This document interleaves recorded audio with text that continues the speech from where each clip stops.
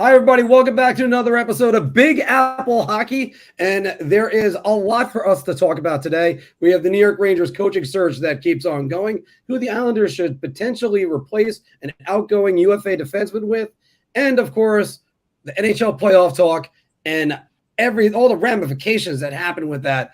There's a lot to go over. I, of course, am your well-traveled host, Marc Williams, currently right now deep in the heart of Texas. As I went to the game last night, I missed potentially the best goal song in the NHL, but I'm brought to you by the man thoroughly exploring Hyrule still, just like me, Mr. John Volkowski. Shrine hunts, moblin killings, great, but I just got another little piece of information for any gamers. I don't know who just saw it, but Metal Gear Solid 3 Snake Eater remake coming to PlayStation 5. They just announced it today. So that is actually very big news. And of course, the man who is public enemy number one to Lou Amarillo, Mr. Anthony LaRocco. Yeah, I gotta tell you, I'm a little surprised that both these conference final series are 3-0 right now. I would have never ever predicted that before they started, but thus that's where we're at. So, good point, Anthony. Do you know the last time both of these conference finals ended in sweeps? No, but I think you mentioned it before in our chat. 92, 93? 92. Yeah. The Pittsburgh Penguins swept the Boston Bruins, and the Blackhawks swept. I forgot who they swept.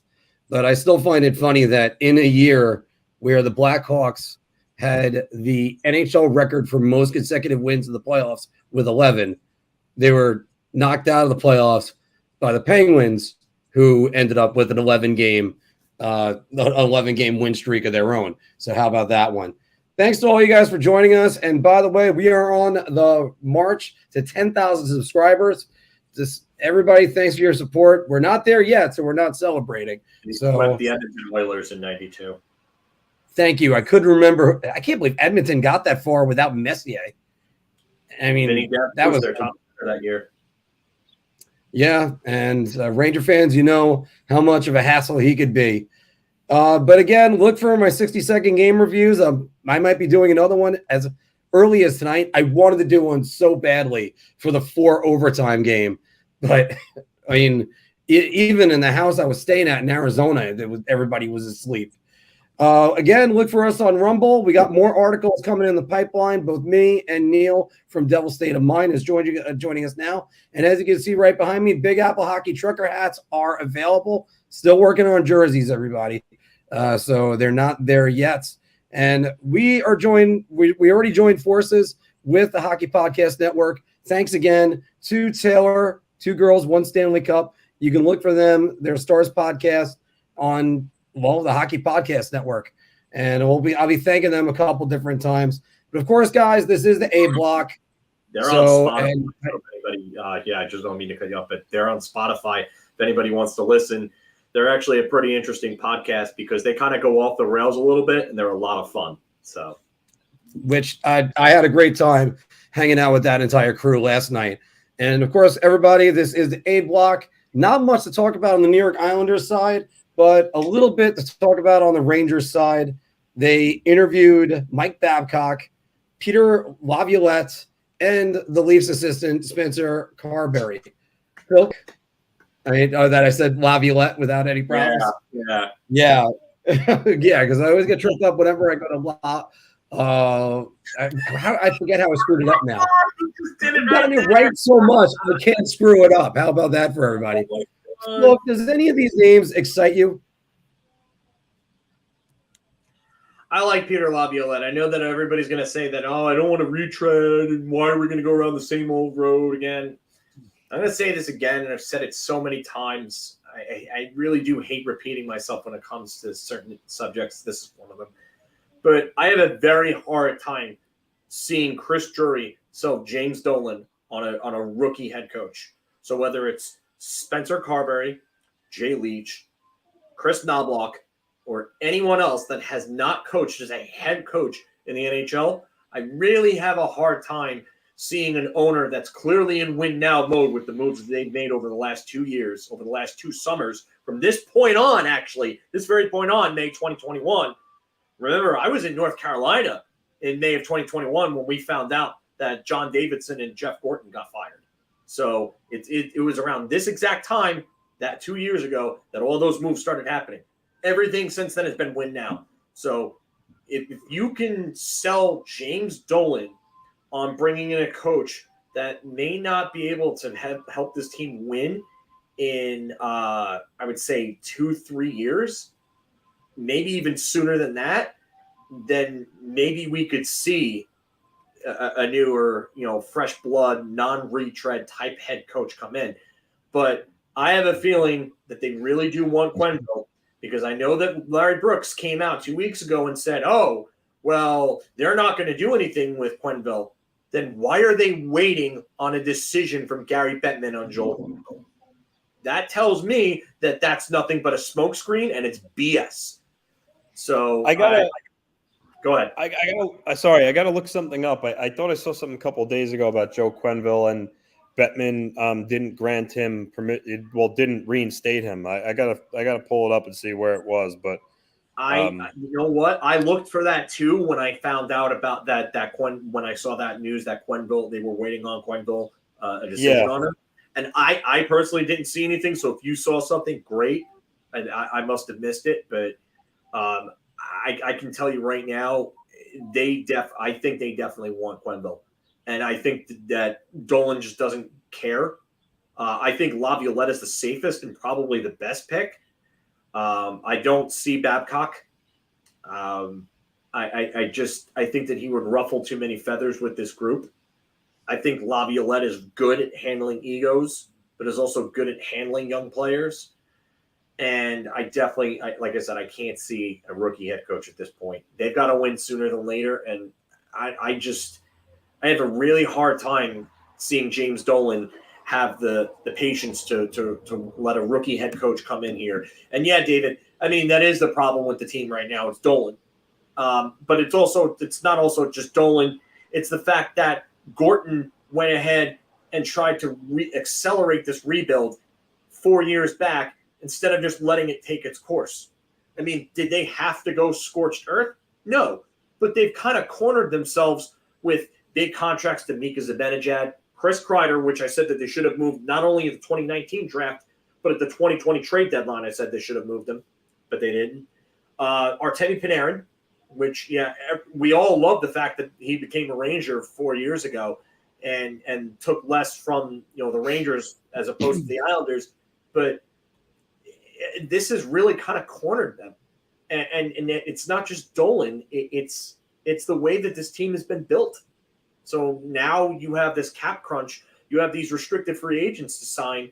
And you really don't have a coach right now that with a plan. And now you got to bring in a guy that can win now, can handle this pressure, can handle dealing with someone like Dolan, and is probably going to have Chris Drury breathing over his neck a lot. So for me, I don't see that as a rookie head coach. I see that as a retread. And whether or not people want a retread or not, I think they're going to have to deal with it. I found it. It was Greg. It was a couple days ago. Greg Wyshynski said the Joe Quenneville has not shown the NHL he's done enough off the ice to be reinstated back into the NHL.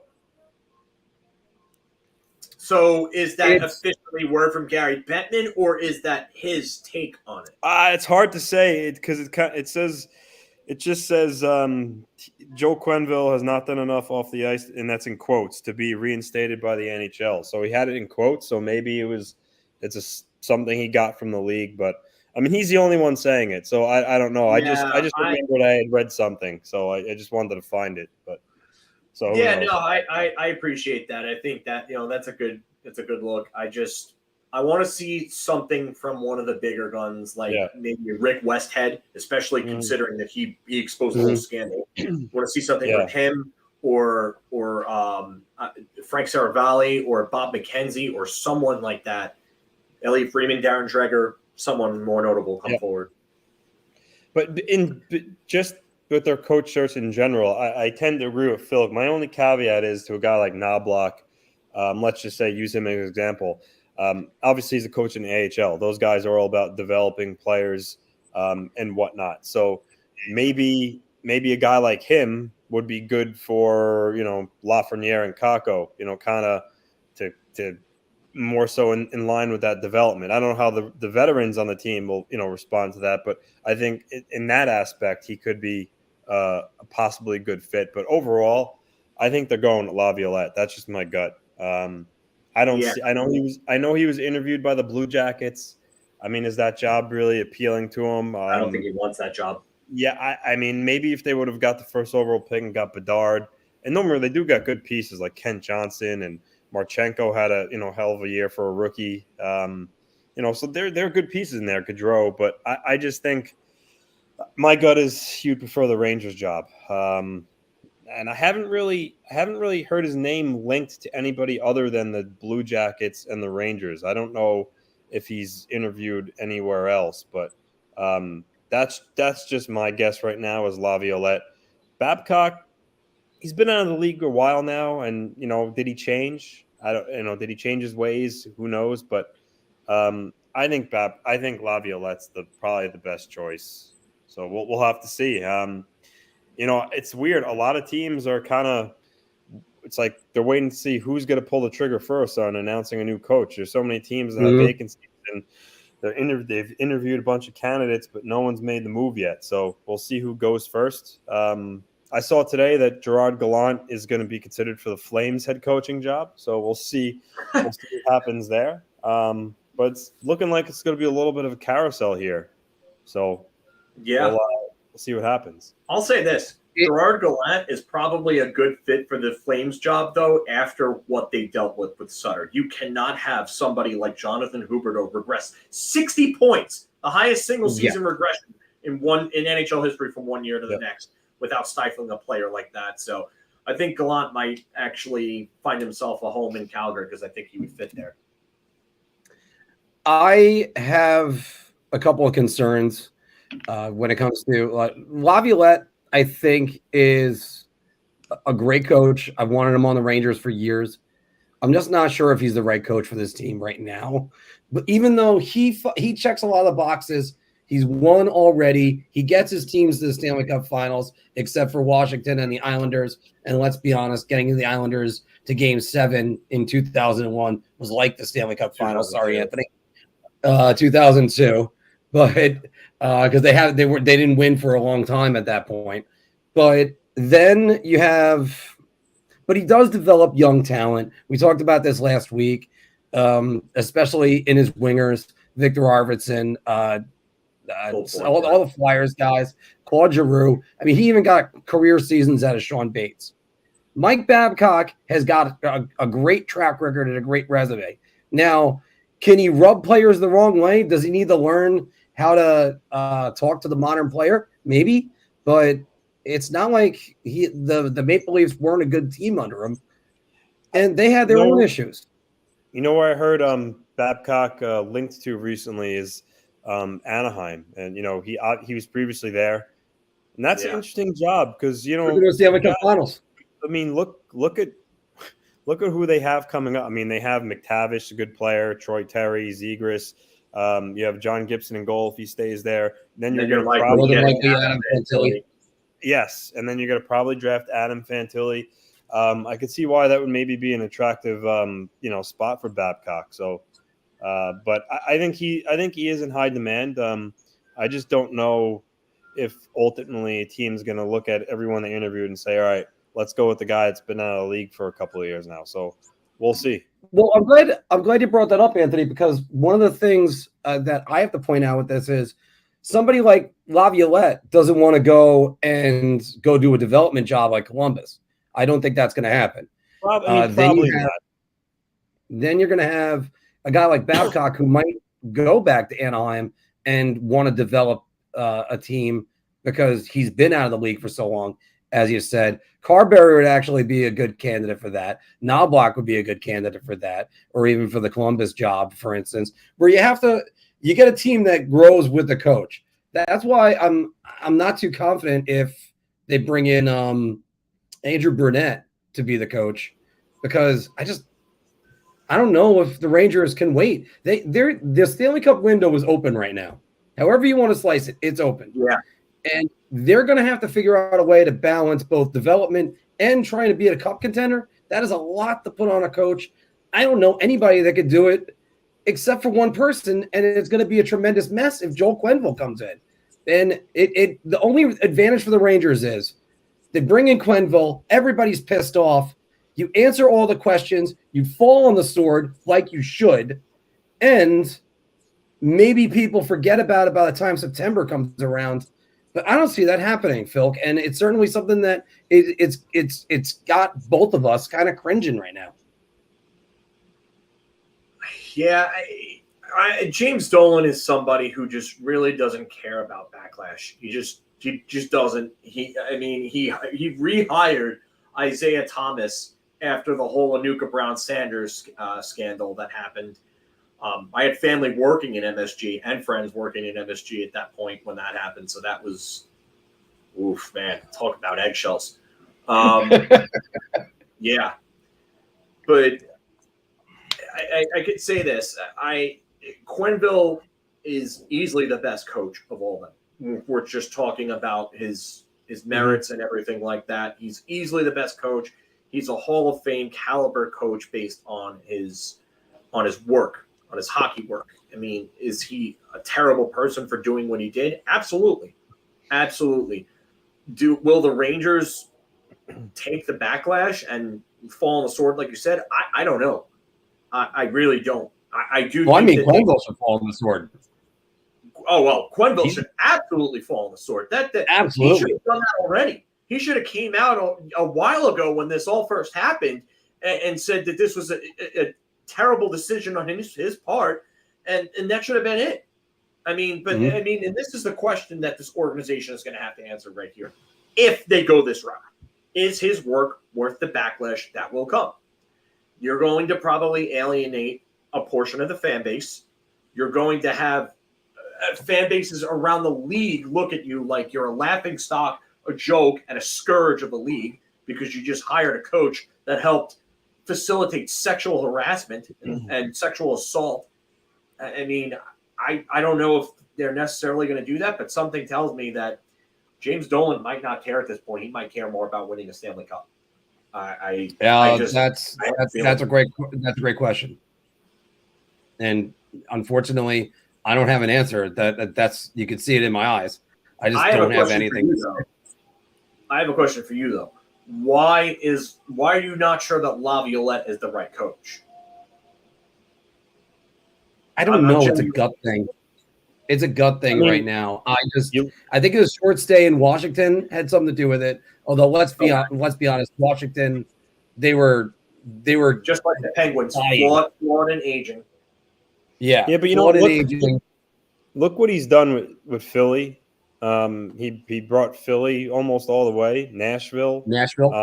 He's a good coach. He is I would say he's not like a Trotz, Quenneville, Cooper, etc. But I would say Laviolette's in that next tier below them. He's a really good coach, and if the Rangers can get him, I think that's the right move. I think he's the best hire. Quenneville, I mean, yeah. The fact that it's still going on, maybe they are waiting for a final decision with Quenneville, but I tend to think that Laviolette's their guy. It's just that they have to do the due diligence, and also, of course, other teams interviewed Laviolette too. So there's the other side of it as well. But I gotta imagine that this will be wrapped up by early June. I mean, I know the draft isn't until later in June, but still, you want your head coach in there. Yeah, you want to give time. Your head coach taking a look at some of these guys. You're right. Yeah, and it's just a gut feeling. That's what makes me uncertain. Sorry, what? Isn't the screen name for this comment apropos for what we were talking about with Quenneville? Well, you'd be dealing with a firestorm if they brought in Quenneville. Exactly. It just and I hear you on this, David. I don't want another head coach who's gone in 3 years. I want to coach it, but that's the hardest part with finding coaches these days because look at the tenures of them all around the league. Who lasts 5 years or longer anymore? John Cooper. No, only guys on developing teams, and they have to be developing. You can't be. But who else aside from Cooper has really lasted longer than 5 years on a team right now? It'd take me a second to figure out who's. I mean, Keith is gone. Brendan Moore, 19, 20, 21, 22, 23. Yeah, Brendan Moore. Yeah, that's it, I think. Yeah. Yeah. But whoever you get for Laviolette, I think you need to get an assistant coach that he could groom that eventually ends up stepping in for him eventually. That might be a place for Knoblauch. Mike Sullivan. Yeah, Mike Sullivan. Cassidy is not currently with Boston anymore, though, so that doesn't count. No, because as a matter of fact, Cassidy is going to be a future comment in a little bit. By the way, everybody, go ahead. I was going to say we have a Who Says No coaches edition today for you after Bar Talk. I like that. Sullivan would honestly Sullivan would be the perfect hire if he wasn't staying in Pittsburgh, and I've got a feeling that he's staying in Pittsburgh now because I've heard that he's actually been involved with the general manager search. So if that's the case, if that's true, he's likely staying. Yeah, and I know everybody's saying Patrick Waugh. I don't see it happening. I just don't. I see myself being an NHL player before then. I've heard his name. Hot seat land party. Oh my God. Can we go back and play like Counter-Strike or something like that, Firestorm? Get some CS going, own some dubs. By the way, I do love the idea of Metal Gear Solid 3 coming out because that's the one I never played because I was so turned off by Sons of Liberty. Like, hey, thanks. I wanted to play as Snake. So getting on that one. But finishing up on this, guys, you think this coaching search, you think it's concluding, or we might actually be doing our draft coverage without a New York Rangers coach? There's no way. No way. I can't see that. Yeah, we're gonna go layup for this one. Layup. Yeah. They'll have a coach in place, I think, by when the calendar turns to June. I think. I don't think you want to push it any longer than that, really. All right. Well, everybody, we're going to take a second just to get the DraftKings read in here, and then on to Bar Talk. Hockey fans light the lamp this winter with DraftKings Sportsbook, an official sports betting partner of the NHL. New customers can bet just $5 pregame moneyline on any NHL team to win their game and get $150 in free bets if they do. If that wasn't enough excitement, you can turn small bets into bigger payouts with same-game parlays. Combine multiple bets like which team will win, how many goals will be scored, and more for your shot at an even bigger payout. Download the DraftKings Sports app now. Use promo code THPN. Bet $5 on any NHL team to win their game and get $150 in free bets if they do. Shot. This is the easiest I've ever to answer. I'm going to say beer. I can't even begin to describe. I'm actually going to go crazy. I'm going to buy everybody around on this one. I love that sound by Anthony because every single time I know you're slamming me with that one. This is who came up with this question. Who came up with that? Well, welcome back to Big Apple Hockey's Bar Talk, everybody, where we're gauging our confidence on these NHL topics based on our choice of drink. Are you so confident you're buying everybody around? Or so I'll just have a beer, or God, I need a shot. Play along down in the comments with us, and also, as always, why go to the liquor store when you can make it come to you? Make it a Drizly night. Just have people bring you the alcohol. And once again, as I say that once again, Jesus, that got repetitive. Big Apple Hockey trucker hats are available. Click the link down below. So, and like I said, working on the jersey. Phil, we got this message from Anthony earlier today. The most requested buyouts on capfriendly.com. Mike Hoffman, Matt Murray, Barclay Goudreau, Oliver Ekman-Larsson. Is that Morgan Riley, Anthony? Is that Morgan Riley? Tavares, Jack Campbell and Matthias Granlund. So Michael the Granlund. Rangers. Oh, Mark messed up. Where is it? Oh God! Oh, all right, I said the wrong one. That video has to happen. So what we want to do here is take the Goron City music from Breath of the Wild and Tears of the Kingdom and have that in the background of a montage of Mark messed up clips. Yeah, I mean it's good to have a bunch of outtakes. Thank God I actually record all of our shows. But Barclay Goodrow's got 4 years remaining at $3.6 million, Phil. The Rangers should buy out Barclay Goodrow. I'm going to say shot because I think they'll find a trade. I don't think they're going to get much back.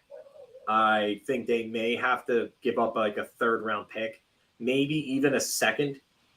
I doubt it's going to be a second. I think it's going to be a third, and maybe they'll throw in a lower-level prospect with it. But Goodrow is not an AHL level player like Patrick Nemeth was. I know that he's got way longer term on his deal than Nemeth, and everyone knows that the Rangers are bent over a barrel with the cap. But Barclay Goodrow is still a very useful player, and there are teams that are bubble teams and contenders, and anyone that has the cap space that's not on his list, we don't know who's on his list, obviously, would absolutely take him on in a heartbeat. He's the type of player that teams need. It's just he's become a victim of cap circumstance with the Rangers. So that's a no for me, dog. Anthony. First off, I'm confused. You changed. I thought the topic was the Rangers should target William Nylander, and you. I figured because you put this one up, we're going to save that one. All right, and we are going to talk about that one. I liked it, Anthony. I just wanted to keep it in my back pocket. As for this, I'm gonna say shot. Yeah, they would save. I think they would save because I pulled up the calculator here. They would save 3.8 this year, 3.7 the following year, 2.4 the year after, and then after that, it goes down significantly. But I don't know. I do think they would be able to find a taker, like Phil said. I think Arthur Staple even mentioned this on one of the mailbags he did, where he answered fans' questions. He talked about Goodrow, and he said they probably couldn't move him, and they would probably have to attach a second or a third to him, which Phil said. So yeah, I think even though he's got a lot of term left, I think a team that maybe wants to reach the cap floor, like Arizona or any other team that struggles to really get the payroll higher would take him on. So it's a shot for me. I'm going to go shot for a different reason, and the ones that you guys all outlined are all good reasons. My reason's kind of simple, guys. Stop buying out players. The Rangers got in the situation that they were last year and other years before this because they kept buying out guys. You bought out Shattenkirk. You bought out Tony DeAngelo. You bought out Dan Girardi. I still maintain they probably could have found some taker for Dan Girardi. And again, the Marc Stahl contract wouldn't have happened if I was I don't think they were finding anyone for Girardi. I think you could have. Well, basically, Dan Girardi and Tony is a Tampa Bay guy. They would have had to retain on him, like big time. All right, then retain, and then you lose it, and instead of holding out for how Dan Girardi is still getting paid. He hasn't been a New York Ranger since 2017, or he's still counting against the cap. It's just you can't buy out everybody forever. Find a trade partner. Barclay Goodrow is still valuable elsewhere. Well, 1 year calendar defenseman is going to be a hot commodity. It's going to be Scott Mayfield. He's going to get a raise from his Anthony was 1.4 he was making, right? Yeah. 1.45. 1.45. He's definitely getting a raise. I think some team is actually going to pony up to get him near $4 million. I just have a feeling that's going to happen. I think however, $1 million. There you go. However, the Islanders should replace Scott Mayfield with a puck-moving offensive defenseman. I love Mayfield. He really emerged as a legitimate number 4D when Trotz took over. He's a big guy, but he's still, he's not like a pylon like some guys of his size.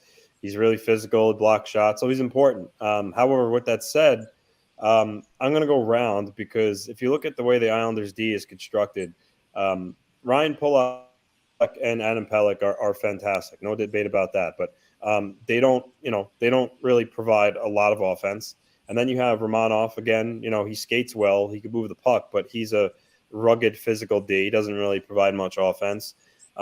Sebastian Aho, he's got serious wheels and he can move the puck, but at this point, he is what he is. He's a bottom pair defense who could play on the second power play unit, but unfortunately, he's too small, gets pushed off the puck too easily, gives the puck away to really be counted on as like a guy who could play a lot of minutes and put up a lot of points. So where does that leave you with defense who can provide from the back? That's Noah Dobson.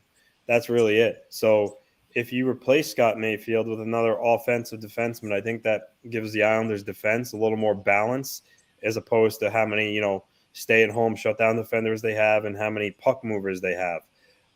So I love Mayfield, and I wouldn't even be opposed to keeping him. I just think they probably need to get an offensive defenseman in there. It's no secret. They had Nick Leddy and Devon Taves. They lost both of them, and they took a little bit of a step back. So they need a guy who can skate, move the puck, put up points. Before I hand it off to you guys, look for a guy, maybe Sam Girard through trade, or Matt Dumba may be a little too expensive for him in free agency, but something a little more along the lines of that. Phil, you go first. I'm going to throw a name out here in a second. Yeah, I think Sam Girard would be what they would be looking for if they had an equivalent piece that could go back in a hockey trade. I don't know if the Islanders do have a piece. Oliver Wahlstrom doesn't have that type of value right now. You would have, especially coming off a torn ACL. Yeah, and that on top of it, I just think his value is nowhere near what he was drafted as, and I don't think it'll be enough. They don't have a young piece that really kind of fits Girard's age range and skill level. Otherwise, as like a forward, I think Colorado would make that deal with them if they did, because I think that's what they're going to be looking for, especially with the Landeskog injury. But yeah, Sam Girard would be a good one. Matt Dumba, I think, is going to price himself out of the Islanders' range.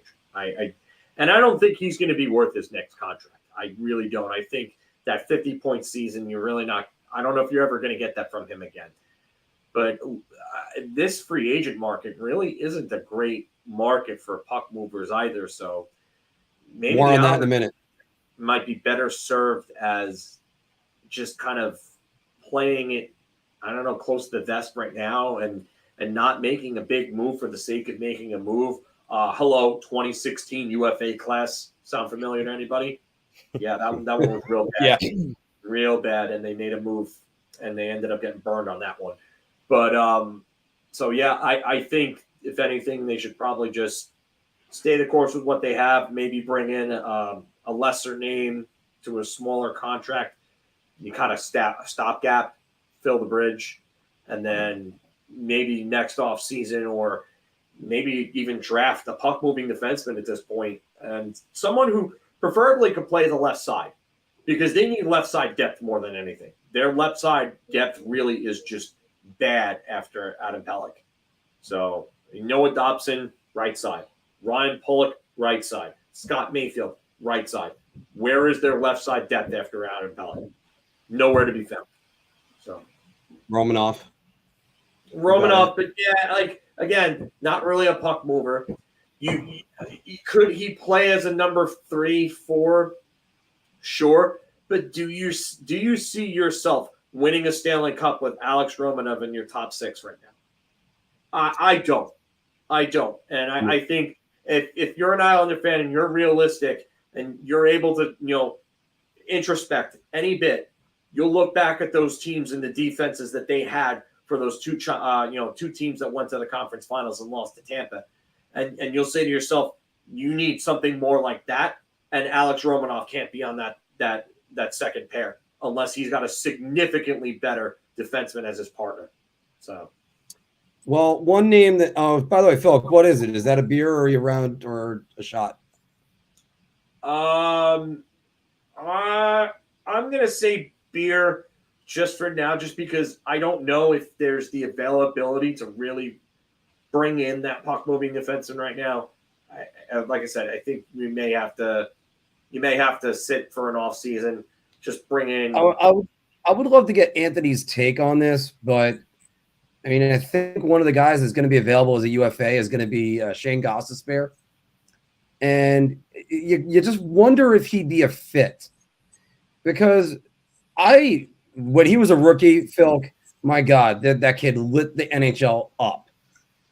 He kind of faded out of that and then kind of got himself back into a pretty good standing as an NHL defenseman when he was with the Coyotes. He's been, I don't want to use the word hit or miss. He's been okay with Columbus. He hasn't been fantastic. And then, of course, he had that incident that ended Game 3, which did he get a stick that hit his shield? Yeah. Then he kind of dove because he grabbed his mouth instead of just keeping going, and that ended up almost costing the Coyotes, Carolina the game. They ended up losing it anyway, I should say. But Gostisbehere could be a candidate. Anthony, what do you think about that? Yeah, I mean, he certainly can move the puck. He's offense. He has got a good shot. I mean, defensively, he leaves a lot to be desired. But I guess when you have Pollock, Pelech, Romanov, who was a defensive defenseman, I think they could probably get away with adding Gostisbehere. But yeah, like I said, I love Mayfield. I just think it may be time to replace him with a more offensive D. So we'll have to see. Yeah. Which, by the way, I saw this before I stepped away. I severely disagree with that, especially for how much he gets paid. I don't think Mayfield is vastly overrated. I mean, listen, every guy makes a mistake. So every now and then, you get frustrated. But the guy, he's a warrior, and he he's going to give you the same effort and really the same type of play every night. So I don't think he's overrated at all. I think he's going to get overpaid. Yes, he is. He's going to get vastly overpaid. I could see somebody giving him 5, and I think that's far too much for what he is. Yeah. That actually was bringing me into my last question in regard to what you were saying, Mark. What's the price range going to be on Shane Gostisbehere? Because I know this year it wasn't as good, but last year he had double-digit goals and 51 points. Mm-hmm. Yep. And he made $4.5 million on that previous contract. Is that going to price himself out of the Islanders' range? Because if it could, it very well could. Gostisbehere would as well. Yeah. So I am going to go with around on that, but the question is who they're going to get for the price, and especially where they're going to slot them in. That's what makes it a little bit hard.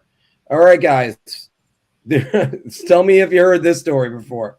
Austin Matthews is entering the final year of his $11 million deal, 11.64, and Toronto needs to sign him to an extension, and if he doesn't, they should move him by July 1st, I'm saying. Phil. They technically can't sign him to an extension before that. It can only be done after July 1st. So all right, let me rephrase the question. So technically, I get what you're trying to say, but what? And I'm going to. We'll just go with no date then. I was trying to put a pressure on it, but I'm gonna say beer, and I warned that they should take note from the guy that they brought in to be their captain and what happened with the Islanders, and not make that same mistake. But this is a player that's so damn good and so young that you have to make every considerable effort, every possible effort to re-sign him. And I don't know what Kyle Dubas leaving does for those contract talks. You got to remember, these players have relationships with general managers. And that's an important factor that none of us think about in these negotiations or where these players go. Connor McDavid could have a great relationship with, for all we know, it could be, I don't know, Brad Trilliding or something like that. I'm just throwing names out there at this point. But I mean, it factors in. It really does, and we don't think about that enough. So, could that hurt Toronto with Dubas leaving and looking like he's possibly going to Pittsburgh? Who knows? It's possible. So, I would get on the horse right now, and I would be gauging it. And if you're getting that wishy-washy, flaky, the girl's about to ghost me type vibe, then I would start exploring I would start exploring your options with trading him. Anthony, what do you think? Yeah, because you could look at it from the Tavares situation. You don't want your franchise player to drag his feet, not sign an extension, and the whole year goes by, and then all of a sudden, it gets to the point where it's like, oh, well, I'm just like 2 months away from free agency. At this point, you might as well see what's out there, and then bam, you lost your franchise player. On the flip side, I mean, look what the Bruins did. I mean, Pasternak didn't sign an extension last summer, and he signed, as the season went on. So there's that aspect to look at it too. So I think if Matthews made it clear that he wasn't going to sign an extension at all, then yeah, the Maple Leafs would trade him. But short of him saying that, like for instance, if it's just him kind of just, saying that he's just gonna focus on hockey for now, and we'll see what happens during the course of the year, they probably will roll the dice. It's risky, but that's probably what they're going to do. So I'm going to say beer, but they really, really have to be wary here because you don't want to get in a situation where you lose them for nothing. So yeah, it's going to be interesting to see how it plays out. If they decide to trade Austin Matthews, you're going to have to go to Adrenalize by Def Leppard and play the track Tear It Down, because that is exactly what you're going to have to do. So should they trade him? What is Toronto's got to take a look at the mirror, guys. They got to say, this is what we are. And if they think they're still a Stanley Cup contender with Austin Matthews, then you don't get him out there. Because what are you going to get back? Not many times you're going to get a Huberdeau for a Tkachuk deal, which right now the Florida Panthers are running away with winning that one, only because Daryl Sutter destroyed Jonathan Huberdeau. I don't know, guys. I don't know, but I can't. You can't trust the modern player now. I'm going to buy around on this. You're going to have to move them, and at some point, if they don't, you got to put pen to paper, and the package you can get back could be good enough to keep them as a contender. But the Maple Leafs are changing their GM, their coach, their goaltender, more than likely. I mean, is Matthew Knies going to be the guy that leads this team? I mean, I heard he was the greatest player of all time. It's just there's a lot that's out there that makes me kind of wonder. And I love Austin Matthews. I would take him on every team I have any day of the week and twice on Sunday, using that expression. But you got to get concrete proof. And I think it's closer to Pasternak, Anthony, but it still could be pretty close to Tavares. So we'll see about that. Yeah, Phil mentioned the relationship with general managers matter. I know, he had a good rapport with Kyle Dubas, and I think it was Friedman that was saying that if Dubas had stayed, the feeling was that extension would probably happen, and that if he left, it would really be up in the air. So now I think Matthews has a lot of questions. Who's the general manager going to be? What's their rapport together? So I think Dubas leaving is actually bad for this situation, but I also don't think it means the end. Matthews is out, but it's tricky. It's tricky. I got a question to ask you guys about Kyle Dubas, but I'm going to wait to do it when we go to our Q&A. Speaking of Matt Tkachuk, guys, Matt Tkachuk scored OT winners in a 4 overtime game and a single overtime game. Named 2 other NHL players since 1990 to score OT winners in back-to-back games. John LeClaire, 1993. So Ray Ferraro? Cup finals, and then Ray Ferraro. Yeah. Oh, I forgot about Ray Ferraro for a second. There's 3. There's one more guy.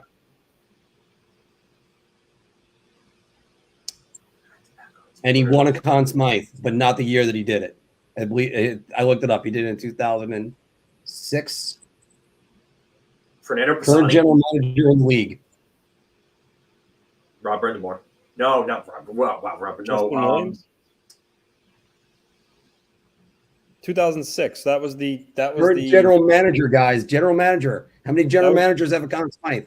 That was the Oilers and the Hurricanes in the Stanley Cup final. In the Stanley Cup finals or just in the playoffs? Just in the playoffs.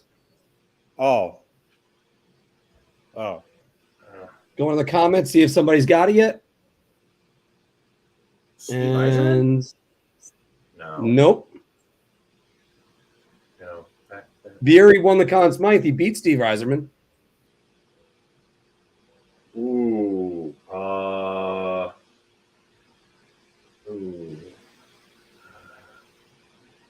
It happened in 2006, and they beat Steve Yzerman. No. Sorry. I'm just saying the year he won the Conn Smythe, he beat Steve Yzerman. The year he won the Conn Smythe. He's a current GM in the league, and I think he did it. And he did it in 2006. No. I had the list of them right over here. I gotta go bring that back up. Ron Francis? Nope. No. I'll repeat the question again. There's one more guy. He's the last guy to do it. Consecutive overtime winners. Current GM in the league. I'll give it 10 more seconds, guys. How about this? Reigning GM of the year. Joe Sakic? Joe Sakic. Yeah. Wow. Yeah. I had who he did it against, and then I just lost it. But anyway, it's a special thing if you're able to do that, guys. Everybody's thanks for sticking with me on that one.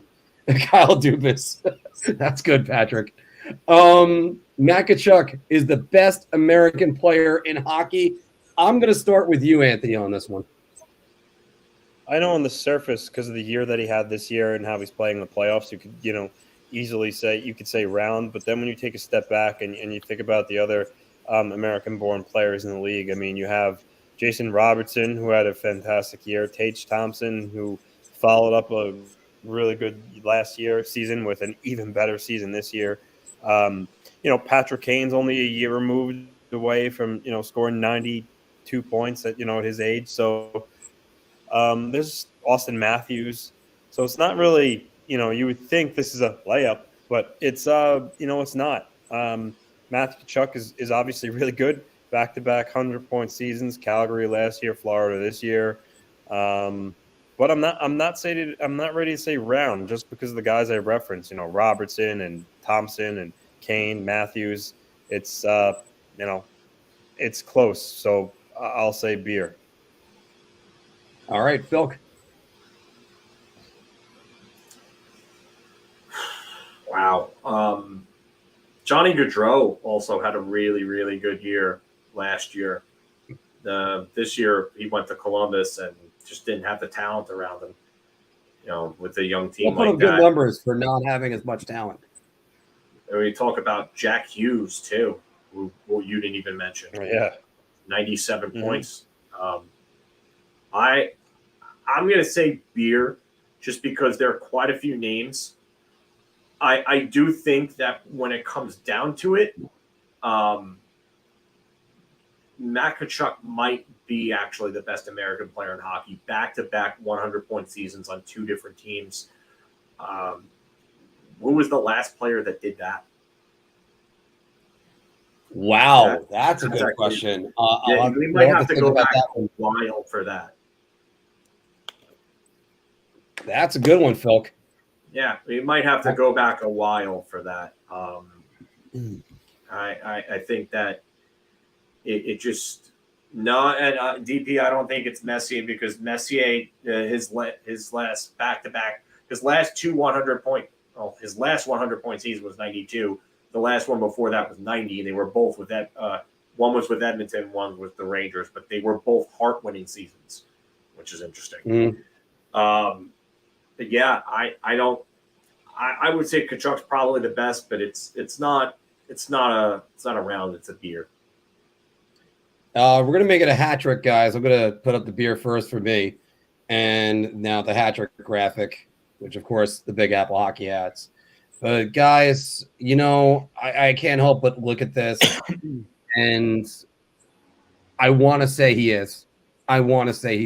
He has come out and proved everybody wrong that said he's not a playoff player, he's not a big-time player, and instead he has just looked great every single game. He has been he's brought this attitude to Florida. This might be, and I always cite this trade. Anthony could call it the Butch Goring trade. I always call it the Brendan Shanahan trade, because you took a team that won the President's Trophy in the Florida Panthers last year, and their leading scorer, you get rid of their leading scorer to bring in a new player completely. And I have trouble not saying they're going to win the Stanley Cup right now. And the Vegas Golden Knights are certainly going to say something about that. More on all these guys in a second, but it's going to be a tight one. Tkachuk's top 3, I think, right now, even though a lot of other worthy guys are in there. I think Tage Thompson or Austin Matthews would be 2 that come to mind. But we're going to see more about that. All right. Sticking with the Florida Panthers, guys. Sergei Bobrovsky, his last 11 games, look at those gaudy numbers. 1.87 goals against, a 944 save percentage, 10-1. Sergei Bobrovsky is the Conn Smythe favorite right now. And I got to start this off, guys, and I'm going to go shot. And it's hard to believe I'm looking at all those numbers, and I'm going to go shot on it because I think it's Matt Tkachuk. I think Matt Tkachuk is – we just talked about him just now. I think he's the front runner for the Conn Smythe. Anthony, I go to you. Yeah, it's around. I mean, I know you can say Tkachuk, make a good case for it. But, you know, after kind of losing his crease, Bobrovsky has come back strong. I know I'd questioned, you know, when Alex Lyon took over, is this the end for Bobrovsky? You know, in the offseason, I think we all did. That was a topic on Bar Talk. Yeah, but now with the way he's playing, I mean, he's earned, obviously, to be their unquestioned starter at the beginning of next season. And he's carrying them right now, him and Tkachuk. But I think to win in this league, you need really good goaltending. And he's providing it for him. So I think it's around. I mean, it could change, obviously, but right now Bobrovsky has my vote. Look, I'm gonna say round right now. I'm this close to saying layup. This close, and the only reason why I'm not gonna say it is because I have to say Matt Tkachuk.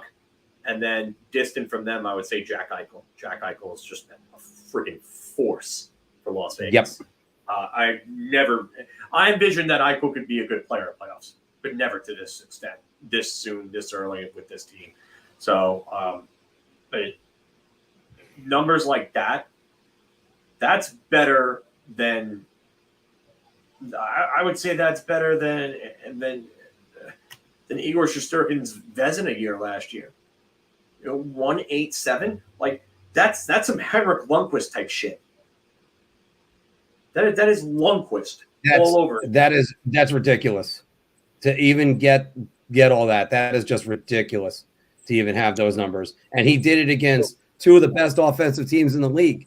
So this is where I think you guys are right about that. I just look at this team and I think it's completely different, and Matt Tkachuk is the reason why. Hey guys, Marc, do you know the last time the Carolina Hurricanes won a playoff game in the Eastern Conference Finals? Hey, Marc. Yeah. By the way, to answer your question before about Tkachuk, aside from Tkachuk and Gretzky, there were 2 other players that did it. One was a New York Ranger, and then the other did it. He played for the Kings, and then he did it for the Oilers the following year. Let's see, what season was it again? Yeah, he did it for the Kings in 87-88, and then did it for the Oilers in 88-89. He also went on to play for the Red Wings, the Canucks, Jimmy Carson, and the Whalers. I was going to say, is it Jimmy Carson? I was letting him finish. Yeah. Jimmy Carson. And the other Who was in the Gretzky trade? Yeah, and the other one was Mike Rogers for the Rangers and the Whalers. I was going to say Mike Rogers, too. I was just letting that one kind of go. Mike Rogers had a very underrated career for the New York Rangers. So Mike Rogers is a really good player, and if Mike Rogers played in today's NHL, I think Mike Rogers would have been a hell of a player. I mean, he wasn't big, but he could skate. and he could handle a puck, and he can make. He was a real good playmaker. I'll tell you that. He was on with the Smurfs, right, Phil? Yes, the Smurfs end of the Smurfs. Yeah. All right. But by the way, guys, the last time Carolina won an Eastern Conference playoff game, Eastern Conference Finals game, Game 7 against the Buffalo Sabres in 2006. The Carolina Hurricanes are going to need to make major improvements next season. Phil, I'm going to start with you. I'm going to say beer. I don't know how big of an improvement they need to make. I think that they're going to have to look in goal. That's for sure. Their goaltending just hasn't been good enough. It's been the difference these last few years.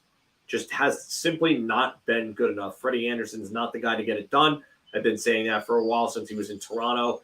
He even Anaheim, I looked at him where I was like, all right, is this guy ever going to be the guy that's really going to win a cup? And I had my doubts. And then he was in Toronto. He had those great teams in Toronto in front of him. Yeah, some of those lack depth, but the firepower that they had on those teams, he should have been able to help them, and he wasn't. I do think that they're going to have to go get a top 6 forward. So I just don't know how big the moves are that they're going to have to make. I do think that they have to make significant moves. It's the scaling of the word here that really steers me towards beer. Yeah.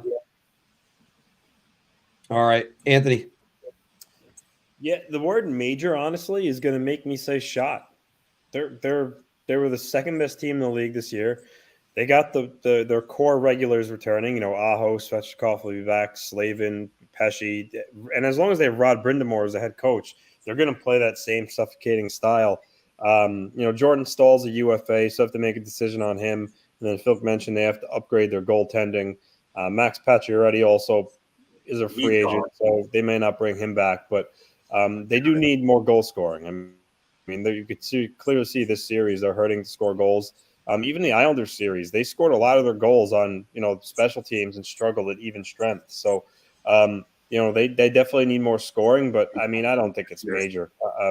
They just need to add another piece or two. But they'll be back next year at the top of the division. So for me, this is a shot.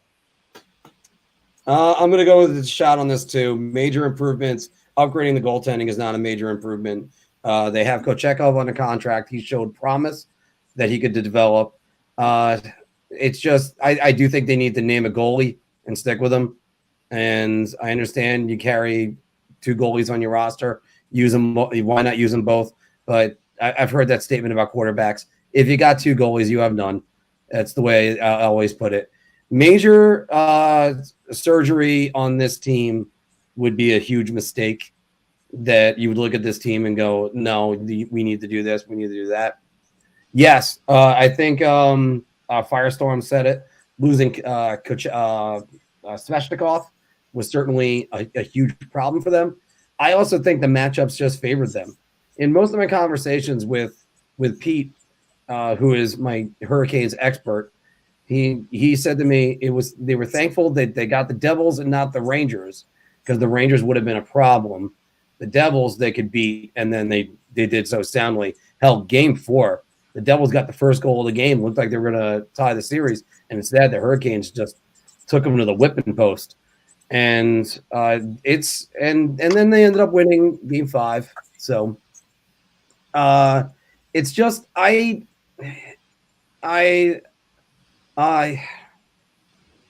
Now, by the way, I'm going over in my head if the whipping post was a good thing. I was thinking the Allman Brothers.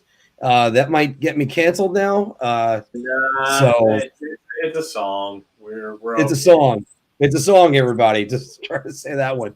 But no, I think the Canes are fine. They need to make some improvements, but they also need to look at how to get more scoring on this team, because that's one thing that they need to do. Going back to last night yet again, once again, I want to thank Taylor, 2 Girls, 1 Stanley Cup, their podcast, for showing me around the American Airlines Center last night. You can follow them on Spotify, as Phil said. They do a great job. But unfortunately, I got to kill their captain right now, as well as everyone else, because Or Jamie Taylor's Benn. Oh, sorry, what? Taylor's been killing him too. Okay, good. He received a 5-minute major for this play on Mark Stone, where you're going to see there's a little bump from Stone in him, and then he just cracks the stick right across Stone's neck. And right there, he got a 2-game suspension today for this, guys. Jamie Benn's cross-check may have cost the Dallas Stars the series. Phil, starting with you. Shot. They've just been outclassed. They ran up against a better team that's playing real good hockey right now. They have all the confidence in the world after shutting down Connor McDavid and Leon Draisaitl, 2 best players in the world. They're playing a great team game. They're a balanced team. They're a deep team, and they play the type of playoff hockey that you need to play in order to win the whole thing. So Jamie Benn's cross-check was egregious. It was disgusting. It was terrible. And his explanation was even shittier than the act itself. Mm-hmm. So the words that he came out with, just zero accountability, no remorse, just terrible. I honestly lost a lot of respect for Jamie Benn after that. So, but yeah, no, they were outclassed well before this. I think the writing was on the wall, and I think the frustration is why this happened. And I just think that this is just another, maybe an icing on the cake type incident. But Ben is just that's not going to cost them the series. They were done before that. Wow, Anthony. Yeah, it's a shot. I mean, yeah, obviously taking that penalty didn't help. You put your team shorthanded for 5 minutes. But I don't really think at the end of the day, this is the reason why the Stars are going to lose. Not even close. I mean, Phil really said it all. The Vegas Golden Knights are just a lot better in every area of the game right now. And that's really all there is to say. Yeah, I'm glad we're getting mileage out of that one now. Yeah, Pete was right. You had time to think about it. It makes it even shittier. Yeah. And I got to say, guys, I'm going to go with the beer on this one because before I get too far into what the detail is on that, it's not going to be around, of course. Phil, do you remember 2008 where the Rangers were playing the Pittsburgh Penguins? And I think they went down. They went up 1-0. I think they went down 3-1. I actually thought it was 3-0. They storm all the way back and tie the game. And then Ryan Holwig comes out the next shift, boards a guy. I want to say it was score on a power play and wins the game. Yep. Yeah, and that's all she wrote. And if it wasn't for a Henrik Lundqvist shutout in Game 4, they don't even get to Game 5. Yeah, and then the game 4 was when Evgeny Malkin slew-footed Paul Mara. Yeah. So, but I do have to say this: if there's any time, there's never a good time to take a 5-minute major. But you just let up a bad goal, and some of the guys in the lobby down here with me were talking. I don't fault Ottinger, even though he's kind of a little bit lazy getting across. I thought it was a great pass from Eichel and a quick shot from Marchessault. But that's the worst part is that wow. All right. Oh, all right. I don't know about that one. That's not a good look. I think not a good look at all. But you can't take a penalty right there. You can't take a penalty right there. You can't take that penalty. Yeah, you can't, Mark, but it didn't cost this. It's not going to end up costing the Stars the series. I mean, listen. I mean, I think they were down 2-0 going into last night's game, but I think the writing was kind of already on the wall that they weren't going to win the series. I mean, this isn't a Steve Bernier boarding call in 2012 in the beginning of Game 6 that put the Kings on the power play and took a 3-0 lead. Now that cost the Devils the series because that without that, who knows? Maybe they win Game 6 and you go to a Game 7. Totally different situation. I mean, I think this is a clear shot. I think they were losing regardless if Ben did this or not. That's just Yeah, but you know what, Anthony? You take that penalty. You had, I think that at the time they had about 57 minutes remaining in that game. Anything could have happened. The second they took that penalty, you took the. I was in that arena. The wind, the energy in that arena, gone. And they had some. That part's true. They cheered the check, and they had some right there. Barbashev scores on that power play, and then was it Brennan Howden? From hearing the name Ivan Barbashev after I suggested that the Rangers go get him at the deadline. Just going to say that right now. Sorry. Yeah. And instead, well, Patrick Kane had to force his way over here. By the way, guys, to the other bench in that game, Bruce Cassidy, fired by the Boston Bruins last year, 2019 Stanley Cup Finals appearance with the Bruins. Bruce Cassidy is getting some sweet revenge right now. I didn't have the graphic for it, guys. Sorry. Phil, start with you. The banner for it, you mean? Yeah. So Bruce Cassidy's getting his revenge. Okay, that's what it is. I thought. Yeah, his success is his revenge. I think that's the way I worded it. This is a layup. This is absolutely a layup. I would, yeah. How is he not getting his revenge? He's one win away from going to the Stanley Cup Finals again. The team had a 65-win season in Boston and set the record for wins and points in a season, but Cassidy's the one that's going further in the playoffs, and they got beaten in the first round by a team that's probably going to the Stanley Cup Finals. So, Phil, I gotta change it. The question I had was actually this. It was Bruce Cassidy's success with Vegas proves he wasn't the problem in Boston. Also, my mistake. Yeah. Also, a layup. Okay. That's good. All right. Where's score for layup talk? Because this is his session. This is his segment. He loves this. But I don't. There's no real change to any of this. Bruce Cassidy was not the problem. I said when they fired him, I thought that it was a bad move to fire him. Jim Montgomery had a hell of a year with them, year with that team. But that's probably an outlier run. That team's not going to be as good as they were this past year again. They're going to lose some pieces. And I would say, if anything, Cassidy wasn't the problem. I think the general managing was the problem there. Don Sweeney just didn't get the right guys in and just wasn't getting the results out of the guys that he was bringing in.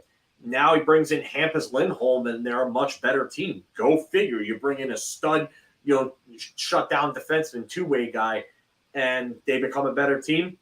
Who would have thought? So, you know what? Don Sweeney finally started doing his job a little better, and that they got to be a better team. Bruce Cassidy had the fall on the sword, unfortunately, and it shouldn't have been him. Shouldn't have been him. It should have been Sweeney. Anthony. Yeah, it's around. The Cassidy, did the best with the roster that he had. He's a really good coach, and he's proven that with Vegas. On the flip side, though, the Bruins obviously had a historic year. Jim Montgomery's a good coach, so I feel it's like a win-win for both sides, to be honest with you. But Bruce Cassidy is just further proving that he's a really good coach. I want to make it a hat trick, guys. I'm going to go down to beer on this one because I don't think it was that he was the problem.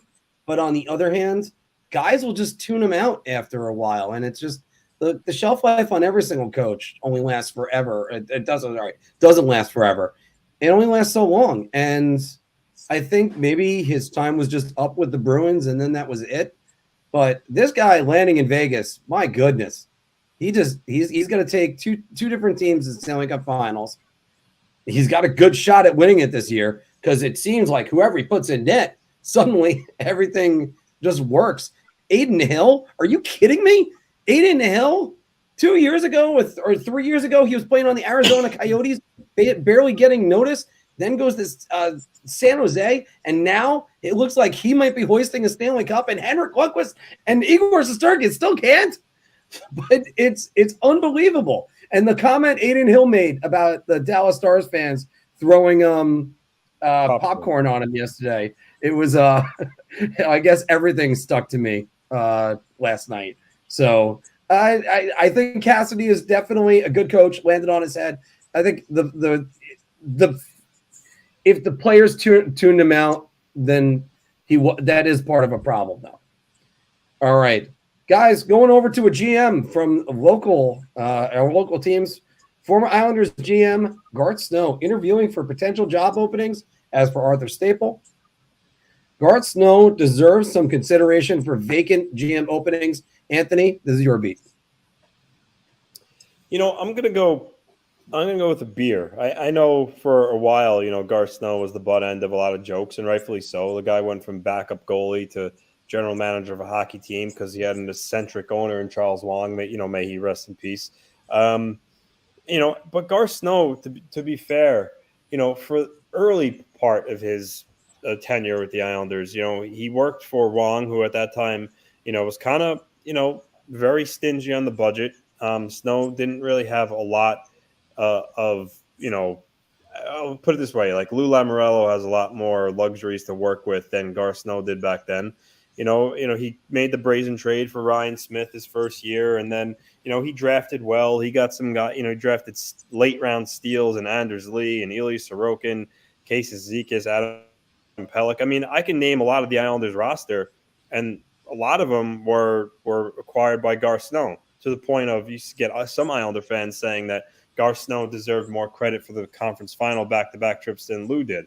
So the point is, while Garth Snow did some bad, a.k.a. hanging on to his good buddy Jack Capuano for way too long and refusing to hire a real coach and, not adjusting, in season for the most part to make the needed changes. He also did a lot of good stuff. So, I mean, I think he at least deserves to get some interviews once his contract because in the article, Arthur Staples said that Garth Snow for the last 5 years has still been getting paid by the Islanders, which was a parting gift from Charles Wang. So he said once that ends next year, maybe he looks to get back into, general managing. And at that point, I think he does deserve to at least get a shot and get, an interview. So, yeah, as bad as he was sometimes, and like I said, the jokes, I also think he was a decent general manager at times. So I'm going to go with beer. Phil. Oh, by the way, sorry. Phil, also, Anthony said this. I didn't want to interrupt him. To be fair. Anyway. Get it in there, yeah. I'm gonna say beer. I mean, the word is some consideration. It doesn't say that he deserves a job or is deserving to be a general manager. So, I mean, again, to be fair.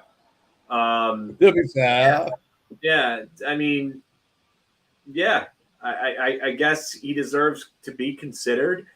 Whether or not anyone hires him remains to be seen.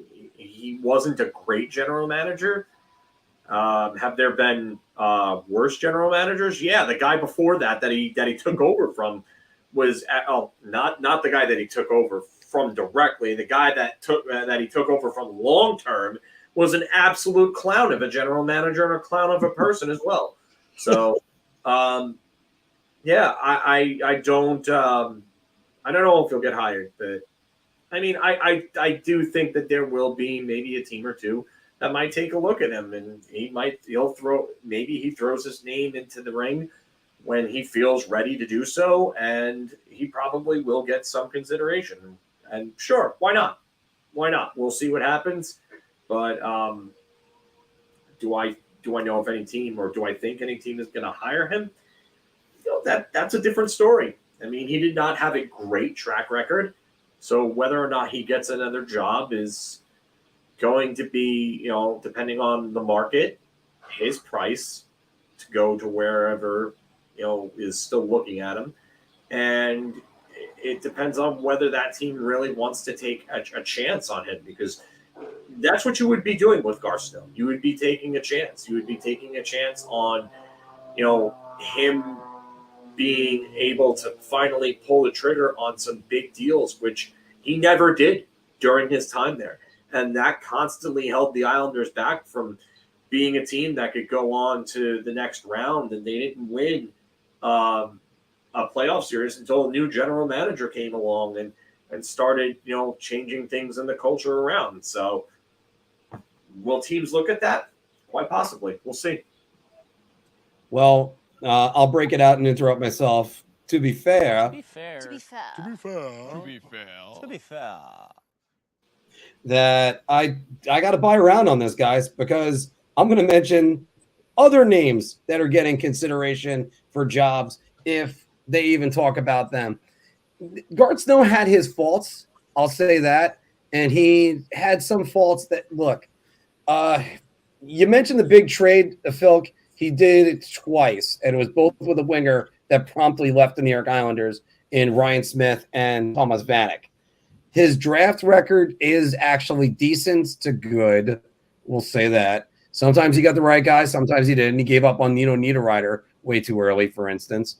But he never was able to make a big name free agent signing or anything like that. And the one he did was catastrophically bad in Andrew Ladd.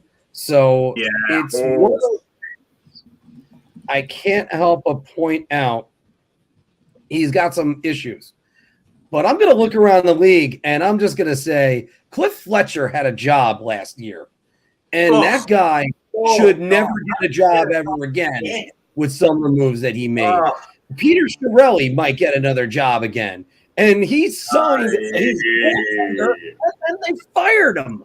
Anybody who hires Peter Chiarelli, you know what? You deserve whatever misfortune comes your way. Because that guy proved how bad he was. And I mean, Jim Rutherford got another job after Pittsburgh, and I was like, this guy isn't going to do anything. And right now, he's in the process of destroying the Vancouver Canucks.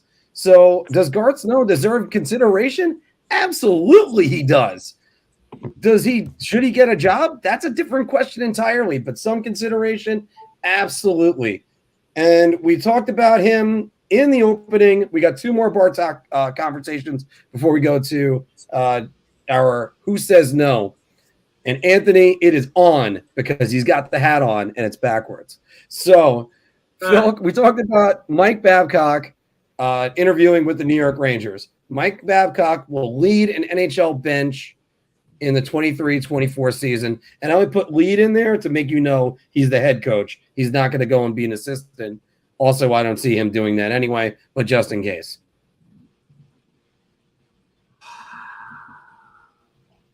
I'm going to say beer. I know he's interviewing. I know he interviewed with Anaheim. I believe the Rangers interviewed him as well. Columbus, yeah. I want to say round, but I'm gonna say with beer just because I don't know if he's necessarily going to end up being one of the guys left out in the game of musical chairs. So I'm going to say beer. Anthony. I'm going to say beer too. Obviously, he's getting interviews, but that doesn't mean that he's ultimately going to get a job. Obviously, I think being out of the league for a few years now kind of hurts him a little bit. But then again, there are quite amount of teams that have coaching vacancies. So you got to think, he's certainly a good enough coach to get a job somewhere. But like I said, it's not always the case. Obviously, teams like the Flyers who aren't going to be competing go for usually more of can afford to go with like a riskier choice like a Jay Leach.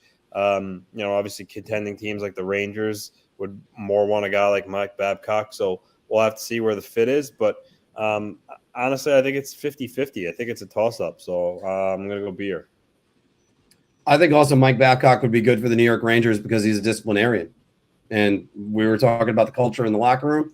I think the interesting thing, and we're going to be talking about it, is on the other sides for Mike Babcock. But I got to go beer too. There's also a quote of his that he said, I wanted to be retired by the time I was 60 years old, and he's 59 right now. So I think if he doesn't get a job, I think this might be it. And I think he might campaign hard to get a couple different jobs. Guys, last question for Bar Talk. Notable free agents in this offseason. Patrick Kane, Jonathan Toews, Vladimir Tarasenko, Ryan O'Reilly, James Van Riemsdyk are just among the notable names. This is the worst UFA class in recent memory. And I'll start with you, Mr. LaRocco. Gonna go round. I know Tarasenko and Kane, O'Reilly, they're bigger names, but I mean, one, look at their ages. Okay, they're not the same players that they were the last couple of years. Kane's what 30, going to be 35. Tarasenko's going to be 32. A lot of these guys are older. Again, not the same players they were. JVR, he's not any good anymore. Jonathan Taves probably won't play. If you look at the free agent forwards, other than that, you guys got like Evan Rodriguez. Yeah, he's a middle six guy. On defense, it's kind of meh. No goalies of really note free agency to write home about.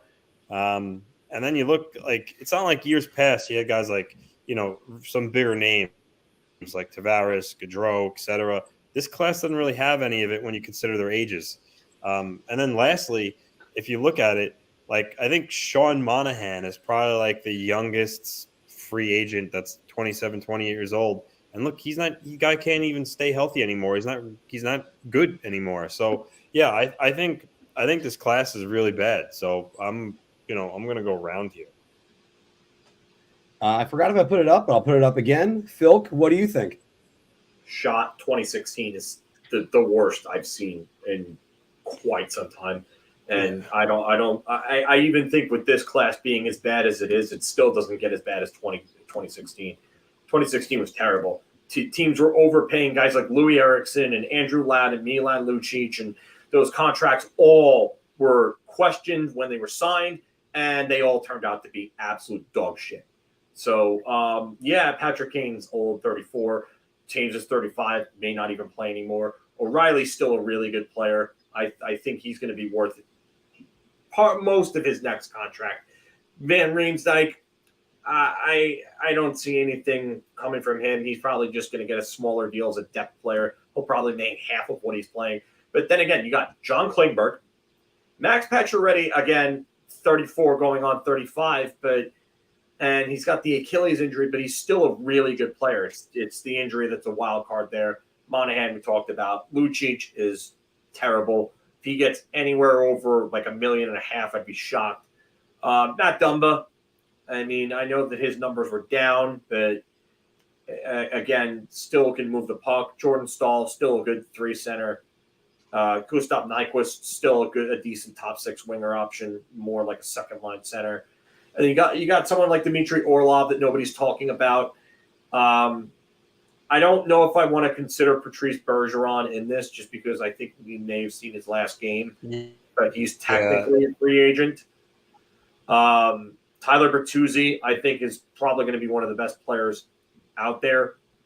Shane Gostisbehere, which we didn't talk about, or we talked about earlier on. But, I mean, JT Compher, I think, is a really good player. I mean, there's some guys, if you go further down the list and look at it. But, again, 2016, nothing will touch that, because that's by far the worst free agent class that I think we have seen and may ever see for a long, long time. I think it's fascinating you went with 2016, because the one I had was 2017. I mean, you're talking about Kevin Shattenkirk was the highest paid defenseman that year. Yeah, but Kevin Shattenkirk was still a really good player. Like, none of those guys in 2016 deserved the money that they got. And I think Anthony just got booted. Yeah, hopefully he'll be right back on in a second, because we got to do a Who Says No. I mean, Phil, those were 2 bad years. That makes this year look pretty good in retrospect. By the way, Phil, guess who's a free agent this year as well? Kevin Shattenkirk. So there's a lot left to be desired on that. Guys, that is the end of Big Apple Hockey's Bar Talk, where we're gauging our confidence on NHL topics based on our choice of drink. And we have still another segment for you before we get to our Q&A. And we're just going to get there right now, because we got to ask the question, who says no? It's a no for me, dog. No. No. No. No. Hello, everybody. Welcome back to Big Apple Hockey's Who Says No. This was a brainchild of our Anthony Laracos, who is coming right back on with us right now. And also brought to you by Pure Hockey. Click the link down below and go to Pure Hockey. Best selection, best prices you can get on hockey equipment. As we're going to ask a coach's edition. Who says no in these coaching decisions? And we're going to wait and see if Anthony's coming back on right now. Anthony, you come back in. I think he's frozen. Oh, he might have froze again. Yeah. All right, so hopefully Anthony can get back on in a second. Some of these look like they might be good choices, Phil, and some of them may not. We're going to see about that in a second. But we're going to start with this one, Phil. Peter Laviolette to the New York Rangers. What do you think? Who says no? I think both say yes. I very much think that could happen. Again, there's a gut feeling. I'm just uncertain about it. But I do think talking about a great coach and plenty of great chances for him. And they got him back in. All right, and we got Anthony back in. Anthony, Peter Laviolette to the New York Rangers. Who says no? What's going on here? Hey, Mark, can you hear me? Yeah, we can hear you. Yeah, we can hear you, and you're moving. I can't. Really? You can't hear? My screen is black. All right. Completely exit and come back in. I'm gonna sign in from my desktop. Can you just keep an eye out for the code I'm gonna need? Sure, I'll get the code out to you in a second. Go right ahead. All right. By the way, Anthony, who says no? Laviolette to the Rangers. All right. Well, it wouldn't be a week if we didn't have a technical difficulty out of nowhere, everybody. Thank you very much. Yeah. So let's jump on to the next one. Phil, this is an interesting one. And Anthony brought this up earlier, and we were talking about Babcock just now. I was trying not to allude to this one. But Mike Babcock to the Anaheim Ducks. A reunion back when he brought them to the Stanley Cup Finals in 2003. Who says no in that? I don't think the Samuelis own the Ducks anymore, so I think it's different ownership. I think Babcock may say no to that. I'm not sure if he wants to come back to a rebuilding team and deal with a bunch of younger players. I think he may want to go to a veteran team that's ready to compete. I'm not entirely sure. I could be wrong, but I'm going to say Babcock says no. That's a great question, Phil, because I'm trying to look at this and I'm thinking it might be a good spot for him because you end up just going in and it could be either one. He could be in for the development, but he'd be in for the long haul. Like I said, he wanted to be retired at 60. I'm going to go with Babcock says no. I'm going to agree with you on that one. And hold on. I'm just giving Anthony the code to get in.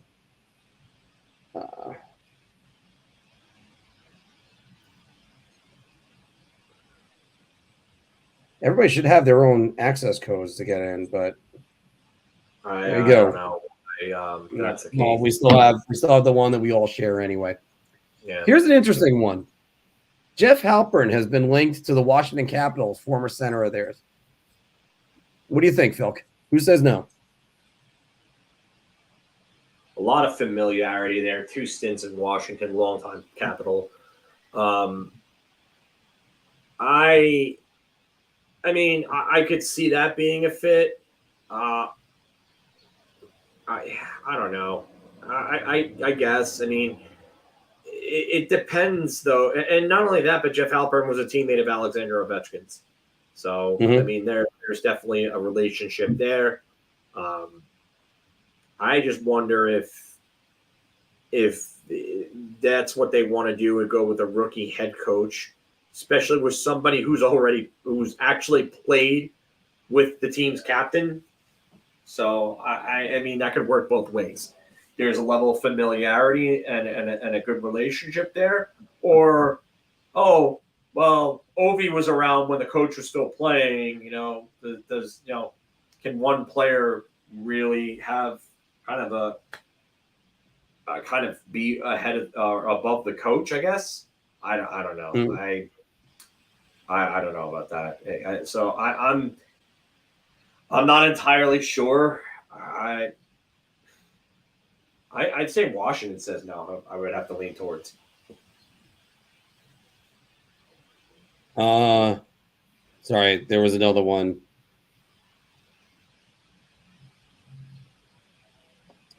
I would actually, you know what? This one's a good one. It depends on where Washington is, and I think it's not the right time for Jeff Halpern. So I think I agree with you. I think Washington says no. The reason why are they still trying to win a cup? I mean, and they just haven't can't admitted imagine after those deals that would not be good, to tell you the truth. Yeah. So if you're not trying to win a cup, Jeff Halpern is not the guy to go win a cup with. Because again, rookie head coaches, they have to develop too. And I always say that where you got to get coaches that they got to learn. All right. And I'm just getting a code for Anthony real quick. Phil, our last one of this, or actually there's two more. Alex Tanguay to go coach Calgary Flames. I think Calgary says no to that one because I don't think he's ever coached at any level. I mean, I know he was on NHL Network as an analyst, and I believe on Sportsnet as well. But I don't think he's ever really coached at any level after retiring. So could it end up being like Marty St. Louis? I mean, I don't even think he's coached prep school hockey. Marty St. Louis coached prep school hockey. I know somebody who played for him on that team. So yeah, I don't. I'm going to say Calgary says no here. I got to go Calgary. Same reason why I say the New York Rangers cannot go get Marc Messier. You can't have a contending team and a guy that's trying to learn on the job. It's just not going to happen. And it's one of those things. If they want to do this, you're basically waving the white flag, saying you're going to take a small step back. But Calgary, if everything is in place, they're a cup contender again next year with the right coach. So especially if Jacob Markstrom ends up getting back to form. And lastly, Bruce Boudreau to the Columbus Blue Jackets. Phil, who says no?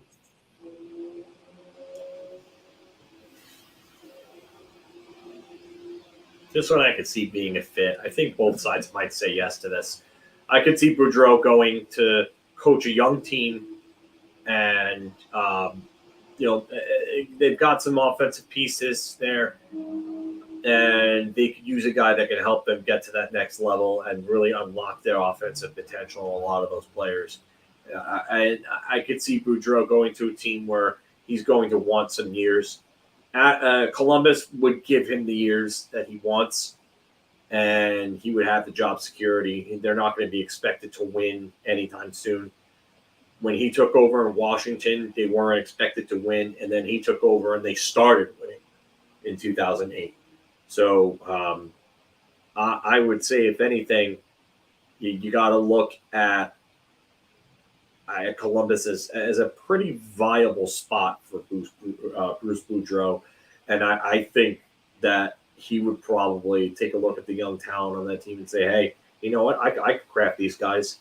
So I think it's a fit. I think Bruce Boudreau is going to get some better offers out there. I would love – he's a guy I would love him to coach whatever team I have. My only problem with him is that he is sort of like hockey's Marty Schottenheimer. He's a great regular season coach and a sub 500 record in the playoffs. But Phil, I hope like Jim Leland, he ends up winning one championship and before he gets out the door.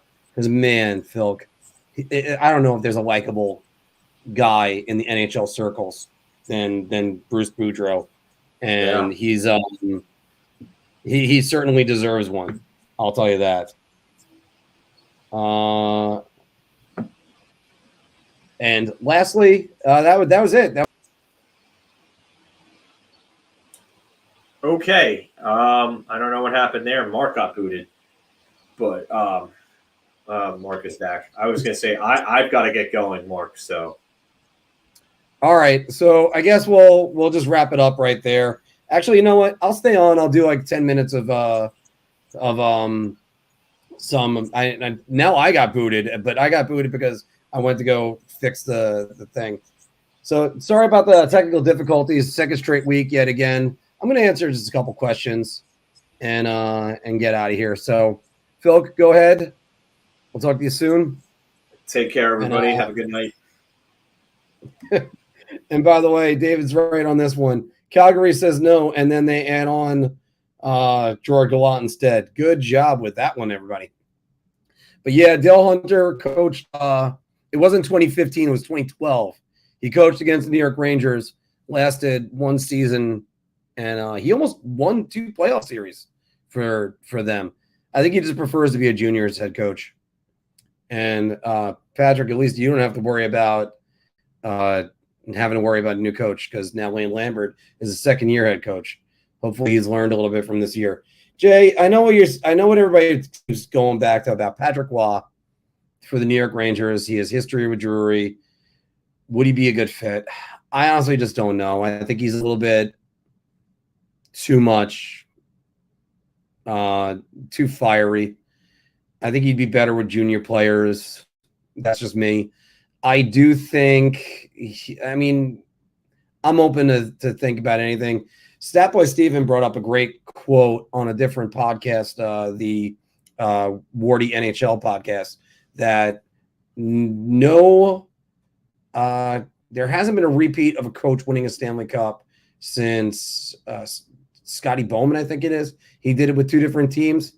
So saying that, it rules out a guy like Laviolette. But because you think about it, Quenneville had all 3 cups with the Blackhawks, even though he did have success with the St. Louis Blues and the Florida Panthers.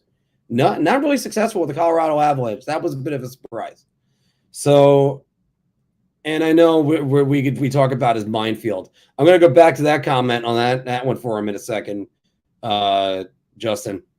But so you have that. Laviolette, who won his cup with Carolina but hasn't won, but he's gotten the Stanley Cup Finals a couple of different times. I do think you need either a coach with a steady hand the entire time, let's say Joe Torre, the quintessential example of that, or you need one with a lot of fire, but those also burn out so quickly. So, by the way, I never mentioned it before. I got the Dallas Stars towel right here, but they didn't even get a chance to wave that last night. Between Vegas scoring early and Jamie Benn taking that ill-advised penalty, 3-0, 7 minutes in, and Vegas just said, all right, we'll just take that to the dressing room. Justin saying Joel Ward cost him his job. Yes, but also Joel Ward got him to maintain that job because, remember, he had the OT winner, let's see, 2 weeks before that against the Boston Bruins. That being said, yes, that high sticking penalty was a problem. Joel Ward, who went from hero to goat so quick in Washington, it was unbelievable. Needs some type of fire, coach with fire on the roster. They need a hard ass. The players will not be scared to work their asses off for. The players should not be pampered here. I think part of the problem is that, but also failure is a great teacher. Failure is the greatest teacher anyone could ever have. I forgot who said that one, but to be honest with you, I think the failure this year is really going to sting, and I hope it does sting the New York Rangers. They should look at this offseason the way the Florida Panthers looked at their offseason last year. They completely went the opposite direction. And you know what? Paul Maurice, he's a coach that a lot of people had their doubts about. I had a friend of mine chew my ear off to let me know how he's going to screw up the Florida Panthers and they might not make the playoffs. They almost did not make the playoffs if not for the Chicago Blackhawks. And then they go on and they look like a juggernaut right now. And we're all sitting there going, what magic elixir did they drink? They got something good. Tommy Smith is saying, by the way, hey, Tommy, Ixville forever. When do you think the window starts to close for the New York Rangers Cup run? I'm not sure who the coach is going to be. The X factor with some playoff performances that we've seen. Sens, Sabres are going to be great. Igor Shesterkin is going to keep that cup door open plenty. And there's two players that need the hard look in the mirror and figure out their playoff success. And Shesterkin, again, good. And I mean, Artemi Panarin, you're talking about a guy that gets 96 points a season. You got to get a coach that figures how to unlock that in the playoffs. That's going to be one of the toughest things. And I think he could do it very easily. But he's going to have to stop this. He's going to have to drive the net a lot more. I'll tell you that. And people didn't think Tkachuk was going to develop into a playoff player. And look at him now. He's probably going to win a Conn Smythe.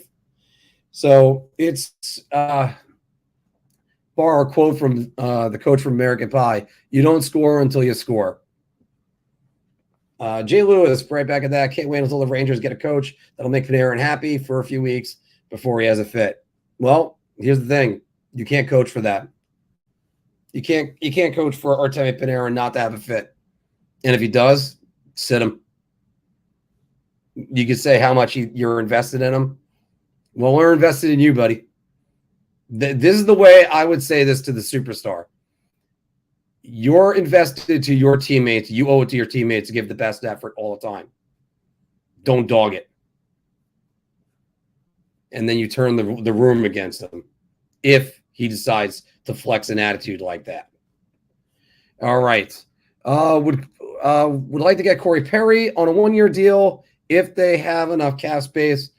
Corey Perry would guarantee you losing the Stanley Cup Finals, as he did it with Tampa. Tampa, Montreal, and the Dallas Stars the last few years. Not this year, though. Patrick is saying, create a when Harry met Sally meme that has the Florida Panthers logo with a woman's face and the other NHL teams saying, I'll have what they're having. I love it. I'll do that. I'll try to get on there later. But it's I was trying to figure out something for that one. The one I put on there for the meme was it was a 2019 elixir because I'm playing Breath of the Wild myself right now. And Sergei Bobrovsky thinks it's 2019 all over again. Good for him. Because there is a lot that has to be in there. Stifler is the man. And I actually, if there's one character, I like Sean. Everybody likes Sean William Scott, but he played such a good asshole in American Pie. So that's how you just said on that one. Steven, they could call it the Cat Deli. Yes. The Cat's Deli. And yeah. And by the way, Steven, I just quoted you a second ago about there hasn't been a coach that coached a Stanley Cup to two different teams since has won a Stanley Cup with two different teams since Bowman. So there you go. Bobrovsky literally on crack cocaine. Don't sue me. It's a joke, Bob. You know, we'll really be in trouble if you go on Sports Talk Radio and they're getting everything in. You know what? I actually did not mention this. One of the viewers mentioned it earlier, but Ottman winning the Memorial Cup, great job by that kid. Great job by that kid. He has certainly earned that. And by the way, he's going to be an impact player, I think, on the New York Rangers sooner than later. I'd be shocked. This is my opinion. I'd be shocked if he's not on the opening day roster. Because they wanted him on their roster this year.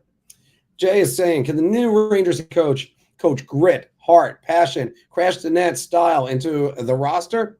Or do they get those type of players on the team with elite skill, the elite skill that they have? I think you can coach that with one player right away, and that's Alexei Lafreniere.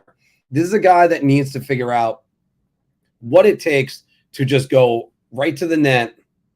And you've seen him drive the net. I don't think he attacks the net and the slot enough. I think he's way too passive. He needs to get more aggressive. But that's just me. Because Bobrovsky projects. See, you know what? I hope Sergei Bobrovsky does get that, just so that way he would know. You know what? He's joking. It's okay. 2 wins away from having 2 coaches in their final, in their first season with the team, only the 7th time in NHL history.